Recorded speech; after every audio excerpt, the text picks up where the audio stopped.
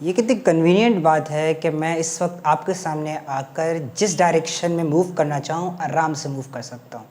बस बोर्ड के उस तरफ जाना ये मेरे लिए थोड़ा मुश्किल काम है।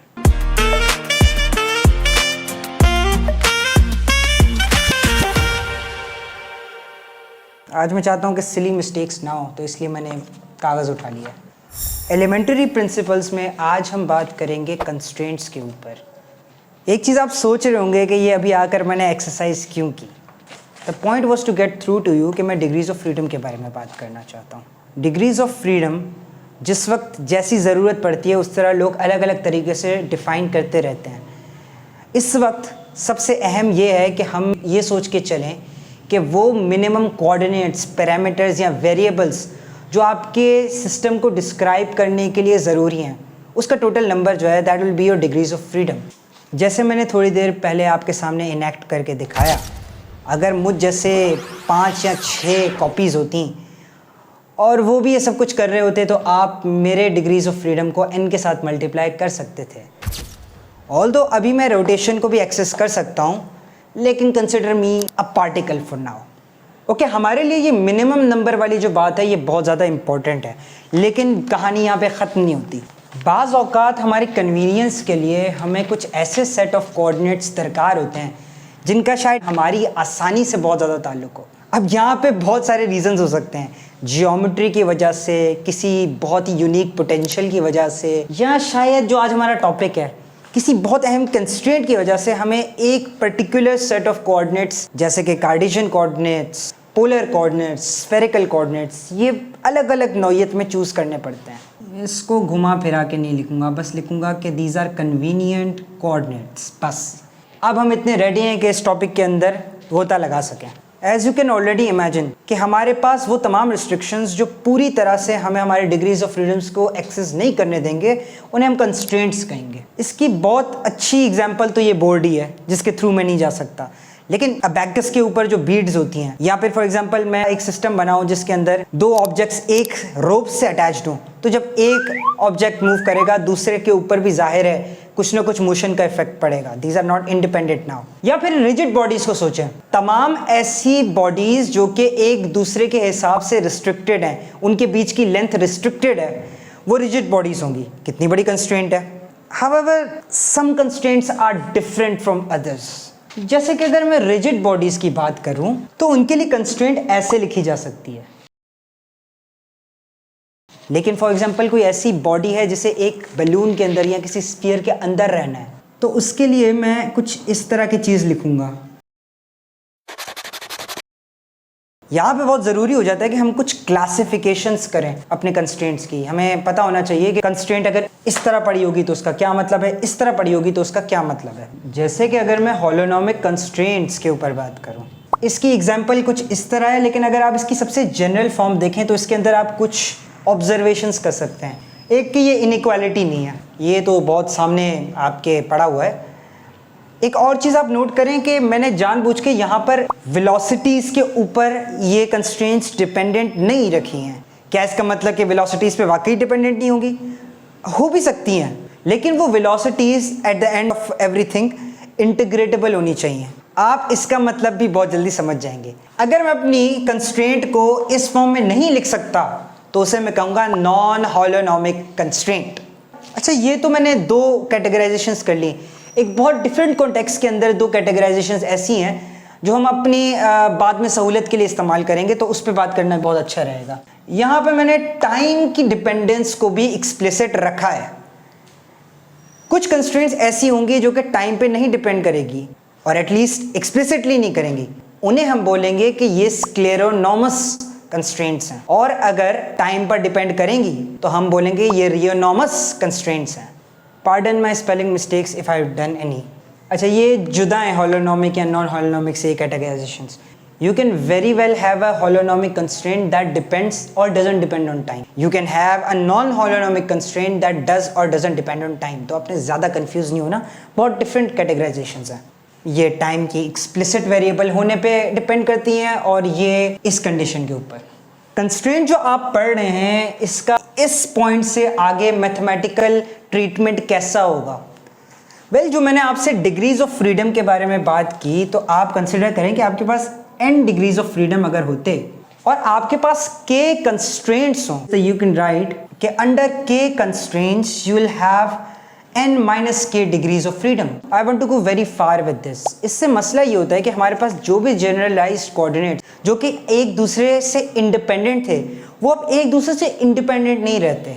मैं एक्चुअली आपकी कंसंट्रेशन इस तरफ लाना चाहता हूं कि हमारे पास जितनी भी कंस्ट्रेंट्स हैं सब एक फंक्शन अदा कर रही हैं। वो क्या है कि मेरे ऑब्जेक्ट्स के ऊपर कुछ हिडन सी फोर्सेस डाल रही हैं जिसकी वजह से मेरे ऑब्जेक्ट्स बिहेव कर रहे हैं एक बहुत पर्टिकुलर तरीके से। जैसे कि मैं इस बोर्ड के थ्रू नहीं जा सकता क्योंकि एक सर्टेन फोर्स इन्वॉल्व्ड है। अगर मैं नहीं एनालाइज कर सकता तो कभी कभी ये फोर्सेस हमारे पास एंड ऑफ द प्रॉब्लम यानी कि सॉल्यूशन से ही निकलती हैं और तभी इन्हें एनालाइज करना होता है। Now if you take my word for it, ये फोर्सेस ऑफ कंस्ट्रेंट्स अगर मैं प्रॉपरली अंडरस्टैंड करना चाहता हूँ तो मुझे अपने तमाम कोऑर्डिनेट्स एक दूसरे के ऊपर इंडिपेंडेंट चाहिए होंगे। तो हमें इस वक्त नज़र तो नहीं आ रहा, लेकिन कुछ बहुत इंपॉर्टेंट एडवांटेजेस हो सकती हैं। मेरे पास बिना कंस्ट्रेंट्स के वेरिएबल ऑफ द सिस्टम थे। अगर उन्हें मैं r कहूँ तो मेरे पास इस तरह के n वेरिएबल्स होंगे, राइट? लेकिन कंस्ट्रेंट लेने की वजह से अब मुझे उन्हें n माइनस k तक रखना पड़ेगा in configuration space. See the problem is कि सिर्फ ये कह देने से ये इंडिपेंडेंट हो नहीं जाते। मैंने कन्फिगरेशन स्पेस के लफ्ज़ को जस्ट मेंशन करके आगे बढ़ने की कोशिश की, which is not the best idea.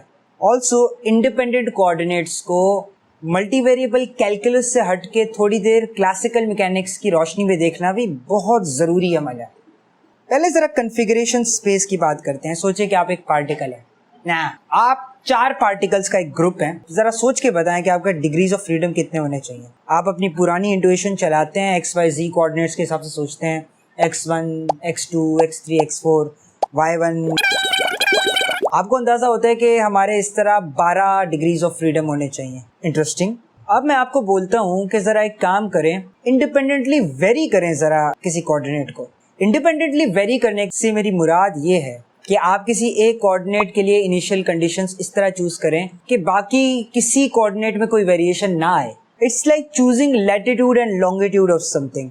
आप अपनी मर्जी से लैटिट्यूड चूज करके लॉन्गिट्यूड चूज करके वहां जा सकते हैं। ये वेरिएशन लाना टोटली इंडिपेंडेंट है। पर अब इमेजिन करें कि आपके इन 12 डिग्रीज ऑफ फ्रीडम को मैं बट्टा लगाऊं और कहूं कि एक कंस्ट्रेंट लगी हुई है एक पार्टिकल के ऊपर कि वो एक स्फीयर की सरफेस के ऊपर रहेगी। अब आपको ये पता चल जाती है बात कि XYZ सबसे ज्यादा अच्छे जनरलाइज कोऑर्डिनेट्स नहीं है। अब अगर आप पुराने डिग्रीज ऑफ फ्रीडम में उस पार्टिकल का x कोऑर्डिनेट चेंज करने की कोशिश करेंगे तो उसका y कोऑर्डिनेट भी ऑटोमेटिकली चेंज होगा और उसका z कोऑर्डिनेट भी ऑटोमेटिकली चेंज होगा। वेरिएशन सिर्फ आप x के अंदर लेकर आए। आप शिफ्ट करते हैं बेटर जनरलाइज कोऑर्डिनेट्स की तरफ जिनमें तमाम पार्टिकल्स को अपना r थीटा फाई मौजूद है। बस एक पार्टिकल है जिसके पास r कोऑर्डिनेट हमें दरकार नहीं है क्योंकि that becomes a constant because of constraints. अब आप सोच सकते हैं कि यार वही अगर मैं लैटिट्यूड और लॉन्गिट्यूड की बात कर रहा हूँ, मिसाल के तौर पर मैं एक साइकिलिस्ट हूँ तो मेरे लैटिट्यूड और लॉन्गिट्यूड कुछ ना कुछ ऑर्डर्ड पेयर्स बनाएंगे। इसका मतलब है कि मैं नोट करता रहूँ, प्लॉट करता रहूँ तो एक ट्रेजेक्ट्री बनेगी, राइट? यहाँ पे कन्फिगरेशन स्पेस का आइडिया आता है। अगर मैं सिर्फ आपसे आपकी लोकेशन ही मांग रहा हूँ without asking for your velocity, your change of velocity which is an acceleration, तो आप कहेंगे ये कन्फिगरेशन स्पेस ही है। देखिए मैंने आपसे टाइम के बारे में भी नहीं पूछा, कितना अच्छा हूं ना मैं। तो जहाँ पर आपने एक set of convenient generalise coordinates ले लिया हो और उसके अंदर सिर्फ आप अपने जनरलाइज कोऑर्डिनेट्स की बात करें, generalise velocity, generalise momenta, generalise acceleration, even time, ये रेलेवेंट नहीं है, तो that would be called a configuration space. अगर आप टाइम को भी ले आते हैं मिक्स के अंदर तो एक्सटेंडेड कन्फिगरेशन स्पेस हो जाएगा। अगर आप वेलोसिटीज को ले आते हैं तो टेंजेंट बंडल बन जाएगा। मोमेंटा को ले आते हैं तो आपके पास फेस स्पेस बन जाएगा। इस तरह की बहुत वेरिएशंस हैं, लेकिन यू विल सी कि हमारे लिए सबसे ज़्यादा रेलिवेंट है configuration space. So final words कि अगर आप वेरिएशन दे सकते हैं, इनिशियल कंडीशन चूज कर सकते हैं for one variable, for one coordinate without varying the other coordinates, then they are independent of each other. If you can't then they are dependent coordinates. और configuration space क्या है? इन्हीं coordinates की listing करके दे दें और अगर उन्हीं डॉट्स को आप मिला दें तो आपको कन्फिगरेशन स्पेस के अंदर ट्रेजेक्टरी मिल जाएगी। Back to the video. Configuration space ऐसा है जिसमें हमारे पास टाइम के रिलेशंस नहीं होते, बल्कि हमारे पास कोऑर्डिनेट से कोऑर्डिनेट रिलेटेड होता है ट्रेजेक्टरी के बेस पे, यानी सिस्टम जिस लिहाज से मूव कर रहा है, एक्स और वाई आपस में किस तरह बिहेव करेंगे, आर और थीटा आपस में किस तरह बिहेव करेंगे, इस तरह से। तो मैं चाहता ये हूँ कि मेरे पास कुछ ऐसी ट्रांसफॉर्मेशंस हों जिनके थ्रू मैं अपने आर कोऑर्डिनेट से, जो कि एक डिफरेंट कैपेसिटी के अंदर जनरलाइज कोऑर्डिनेट्स थे, उनसे उन जनरलाइज कोऑर्डिनेट्स के ऊपर जा सकूं जो कि तमाम इंटेंट्स और पर्पसेस के लिए इंडिपेंडेंट है। इसको लिखने का तरीका कुछ यूं होगा, यानी कि जहां जहां पे मेरे सिस्टम के अंदर आर अपीयर हो रहे थे वहां पे इंडिपेंडेंट क्यूज अपीयर होंगे। और मुझे ये ट्रांसफॉर्मेशंस करने में मदद कौन करेगा? मेरे कंस्ट्रेंट्स। जैसे कि यार मेरे पास एक्स वाई जी कोऑर्डिनेट्स हों और मैं ये बात डिफाइन कर दूं कि मेरे स्फीयर के ऊपर एक पार्टिकल रहेगा, तो मुझे उसको डिफाइन करने के लिए एक्चुअल वेरिएबल्स जो चाहिए वो सिर्फ थीटा और फाई हैं, फॉर एग्जाम्पल सिर्फ एंगुलर। उसके साथ साथ एटवुड मशीन को अगर आप कंसिडर करें, एटवुड मशीन क्या चीज़ होती है यार? एक बेसिकली पुली के हिसाब की चीज़ होती है, एक मैस यहाँ लगा होगा, एक मैस यहाँ, क्योंकि स्ट्रिंग की लेंथ मेरे पास एक रिस्ट्रिक्शन है, एक कंस्ट्रेंट है। इसके लिए मुझे सिर्फ एक डिग्री ऑफ फ्रीडम, एक जनरलाइज कोऑर्डिनेट की ज़रूरत पड़ेगी। और इस सब बातों से आपको समझ आएगा कि आपके पास जनरलाइज कोऑर्डिनेट्स हैं, they are not suppose to be something जो कि perpendicular orthogonal X Y Z की तरह की कोई चीज़ हो। नहीं, they can even not depend on geometry. For example आप अपनी फोरियर सीरीज लिख रहे हैं, उसके जो कोएफिशिएंट्स हैं, if the system is worth studying in that manner, आप उन कोएफिशिएंट्स को भी उठाकर अपना जनरलाइज कोऑर्डिनेट समझ सकते हैं। That will totally work. बस आपने ये idea of degree of freedom को सेपरेट रखना है जनरलाइज कोऑर्डिनेट से, कंस्ट्रेंट्स को समझना है, और ट्रांसफॉर्मेशन की अहमियत के लिए हॉलोनोमिक कंस्ट्रेंट्स का होना कितना जरूरी है, ये मेरे साथ बंधे रहना है। इस सब की मैथमेटिक्स अगले टॉपिक में हमें बहुत काम आएगी। पहले जरा एक दफा देख लेते हैं कि नॉन हॉलोनोमिक कंस्ट्रेंट्स के अंदर जो मैंने आपसे बोला था कि वेलोसिटी बहुत प्रॉब्लमेटिक चीज हो सकती है अगर वो इंटीग्रेटेबल नहीं है, उसको थोड़ा देखना चाहता हूं मैं। जरा इस सिस्टम को देखें।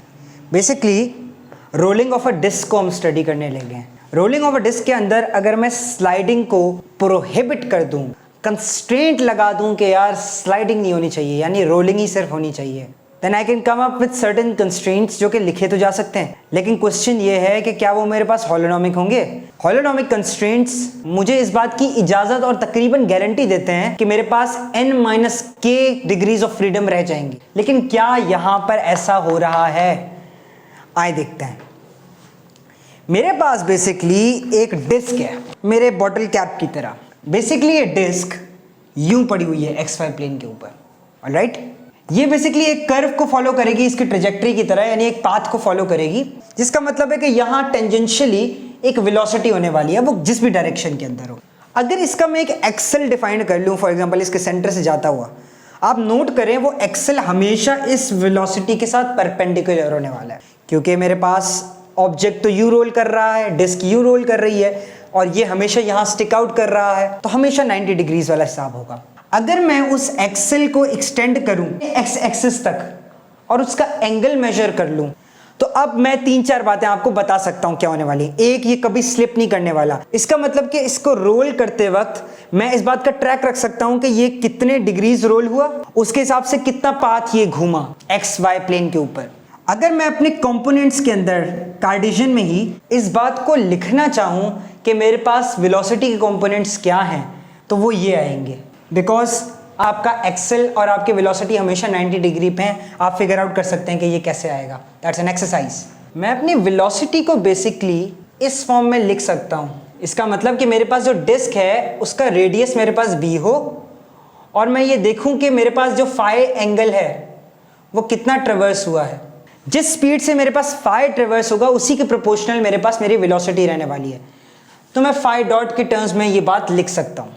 अब अगर मैं इन दोनों को कंबाइन करूं, दोनों कंस्ट्रेंट्स को, तो एक कुछ यूं होगा, दूसरा कुछ यूं होगा। अगर मैं इन DTs को उड़ा दूं तो मैं फाइनली शायद यहां पे कुछ लिख सकूं। ये फॉर्म एग्जैक्टली मैथ्स की टर्म्स में कहलाता है एग्जैक्ट और इनएग्जैक्ट डिफरेंशियल्स का फॉर्म। ये क्या होते हैं?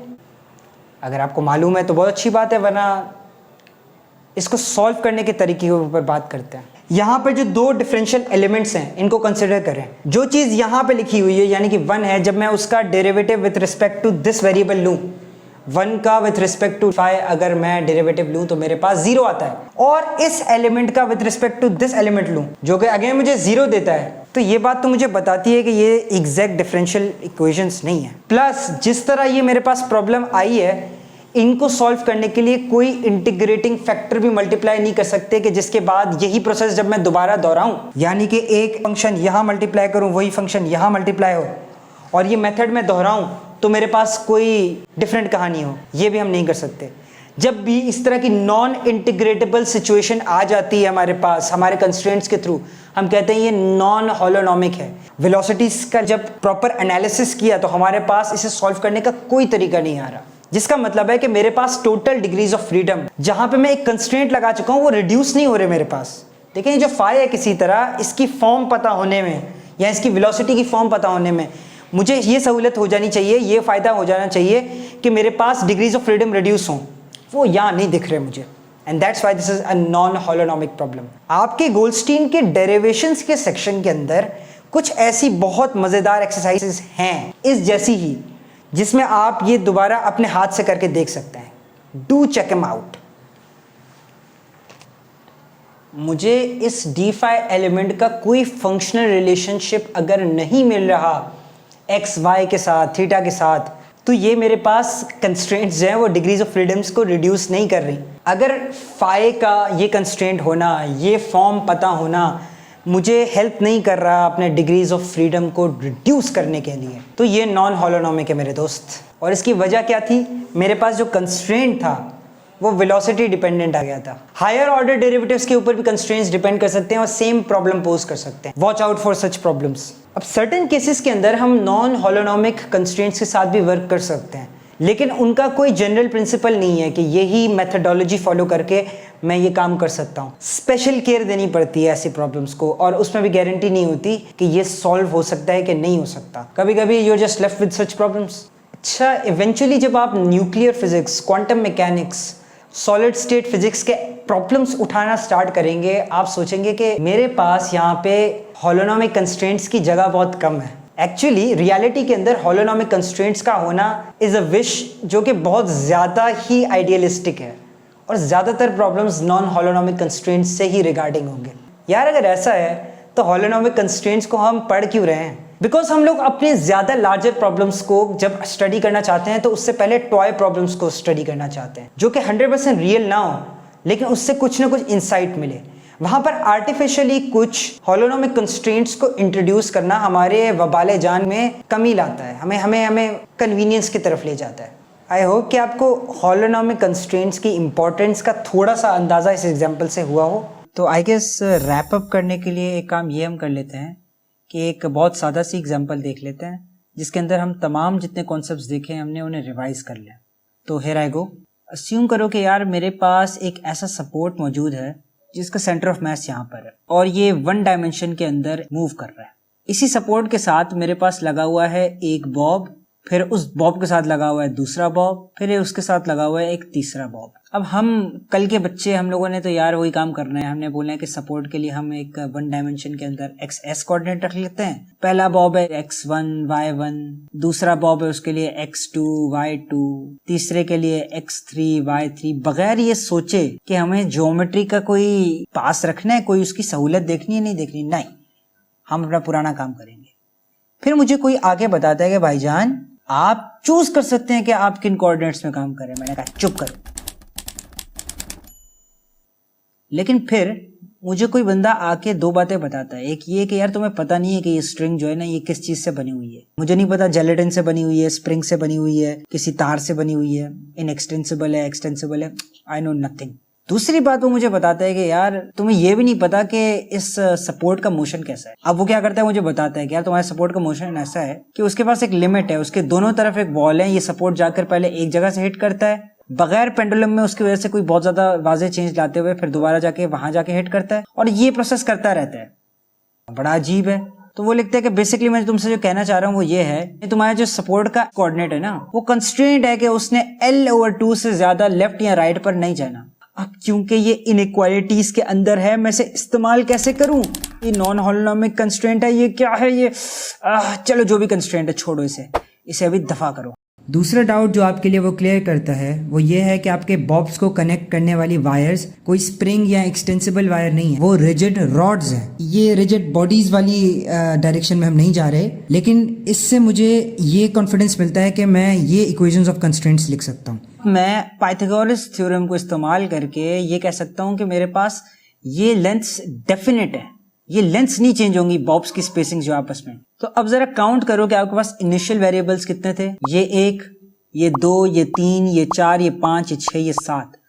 तो इनिशियली जो आपके पास 7 वेरिएबल्स थे उन पर इन हॉलोनोमिक कंस्ट्रेंट्स का कुछ ना कुछ फर्क पड़ना चाहिए। पहले तो वो जो बंदा आपको पहले बता रहा था कि आपके पास एक प्रिविलेज है कि आप जो कोऑर्डिनेट्स इस्तेमाल करना चाहें कन्वीनियंट कोऑर्डिनेट्स इस्तेमाल करें, अपने डिग्रीज ऑफ फ्रीडम को भी ख्याल में रखें। वो बंदा आपको मजीद हेल्प करते हुए बताता है कि भाई अगर आपके पास एक इस तरह की चीज है जहां से आपके पास ऑसिलेशंस होने वाली हैं, वो भी किसी एंगल के अबाउट, तो क्यों ना आप θ1 R1, θ2 R2 और θ3 R3 का इस्तेमाल करें रादर XY के। तो मैं आपसे कहूंगा कि यार आपने तो कंस्ट्रेंट और जनरलाइज कोऑर्डिनेट पे काम करना शुरू कर भी दिया।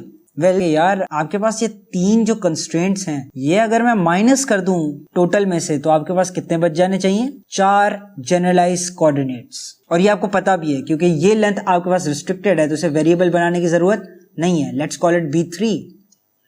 ये आपको वेरिएबल बनाने की जरूरत नहीं है, लेट्स कॉल इट B2। ये वेरिएबल बनाने की जरूरत नहीं है, let's call it B1। Constraints की टाइप में भी आपने बात कर ली, यहाँ स्क्लेरोनोमस और रियोनोमस करने की जरूरत नहीं है आपको। जनरलाइज कोऑर्डिनेट्स आपने देख लिए, आपके फाइनल जनरलाइज कोऑर्डिनेट्स बेसिकली अब क्या बनेंगे? XS कि आपका सपोर्ट जो है वो बेसिकली कहां पहुंचा, आपका θ1, आपका θ2 और आपका θ3। जी हाँ, कॉन्फ़िगरेशन स्पेस के अंदर यही 4 वेरिएबल्स होंगे।